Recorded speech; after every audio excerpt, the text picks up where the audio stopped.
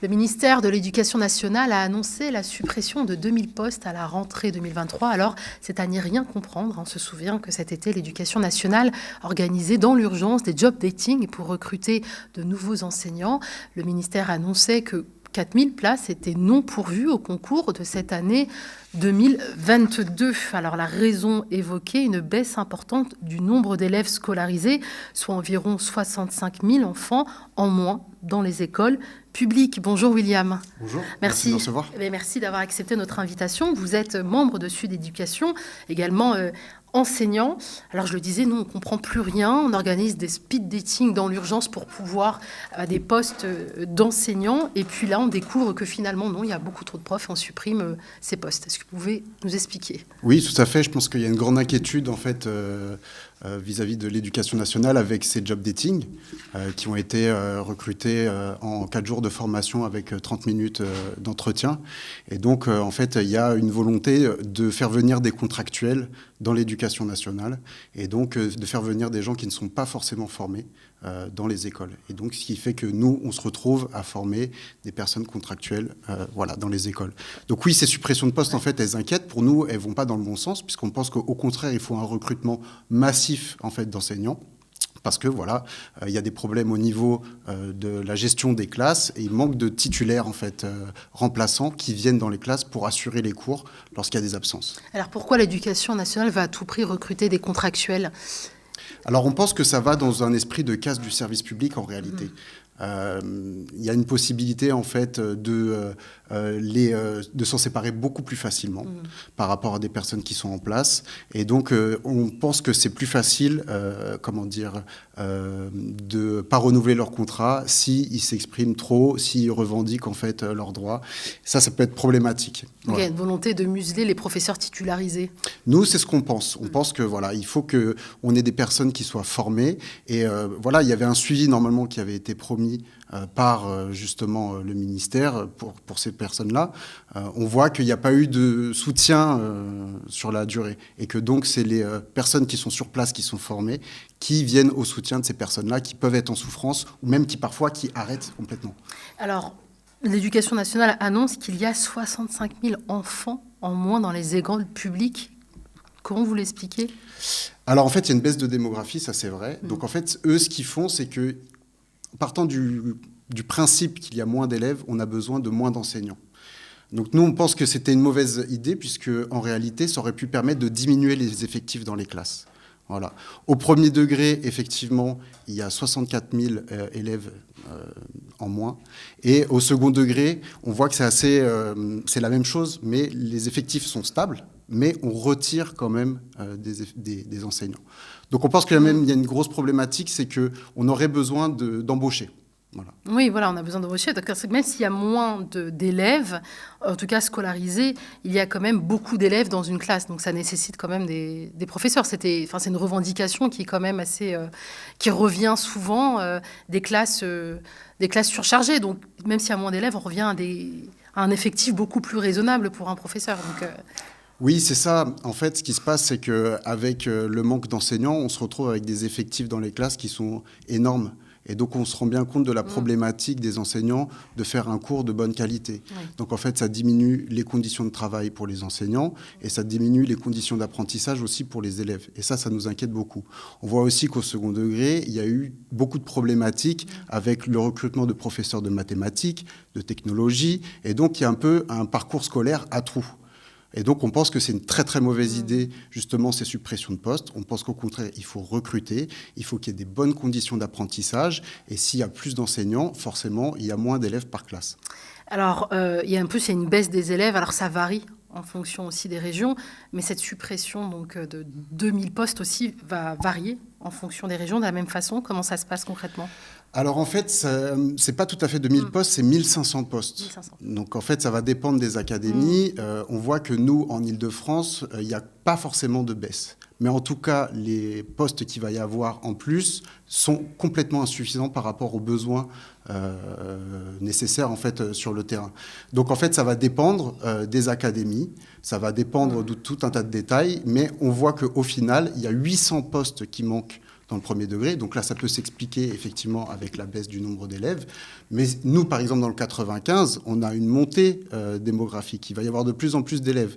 Donc on se demande vraiment comment est-ce qu'ils sont en train, au gouvernement, d'adapter en fait, le nombre de personnel sur le terrain concrètement. Et donc, à Sud Éducation, vous vous mobilisez contre cette annonce. Comment ? Alors, ce que vous réclamez, vous venez de le dire, la création de 2 postes, mais plus concrètement, comment vous pensez pouvoir aller au bout de vos revendications ? Oui, je pense qu'en tout cas, effectivement, il y a beaucoup de choses. C'est-à-dire que la pandémie a mis en lumière tout un tas de dysfonctionnements dans les écoles. Donc effectivement, il y a la problématique des enseignants qui sont mal formés, mais il y a aussi la problématique des AESH, qui sont les accompagnants et accompagnantes d'enfants en situation de handicap dans les écoles, qui sont en situation souvent de précarité, car ils ont un salaire en dessous du SMIC, qui n'ont pas de formation. Donc voilà, sous prétexte d'inclusion, en fait, on met des élèves en situation de handicap dans les écoles et finalement, on pense qu'ils sont exclus de l'intérieur parce qu'il n'y a pas les moyens nécessaires. Donc on pense que ça, c'est un pôle extrêmement important qu'il faudrait... voilà. On pense aussi au niveau des soins. C'est-à-dire que moi, je suis enseignant, j'ai vu un médecin scolaire au début de ma carrière, et après, je n'ai plus de soins avec la médecine du travail. Et donc, on pense que c'est tout un tas de choses, même par exemple les infirmières scolaires. On voit qu'elles sont toujours, pressées. Elles ne peuvent pas faire de suivi au niveau des enfants concernant les dents, l'audition, le surpoids. Et donc, on pense que ça peut être un endroit aussi de dépistage pour les élèves. Donc ça, on pense qu'il faut recruter massivement, mais pas seulement des enseignants. Il faut aussi des AESH, aussi des AED au second degré, les assistants d'éducation qui sont présents pour faire en sorte que les écoles tournent, mais aussi des psychologues scolaires, des médecins scolaires, des infirmières scolaires, tout ce qui fait qu'en fait, un établissement tourne correctement. Créer ces postes-là, mais également bien les rémunérer. Tout à fait. Oui, ça c'est extrêmement important. Nous, par exemple, à Sud Éducation, on revendique en fait un vrai poste pour les AESH, donc assistants d'enfants en situation de handicap. On veut vraiment qu'il y ait un statut, un vrai salaire, un vrai métier, parce qu'on pense que c'est pas possible en fait d'aider des élèves en situation de handicap si on n'est pas formé et si on est soi-même en situation de précarité. Est-ce que vous avez été reçu par l'Éducation nationale, par le ministère ?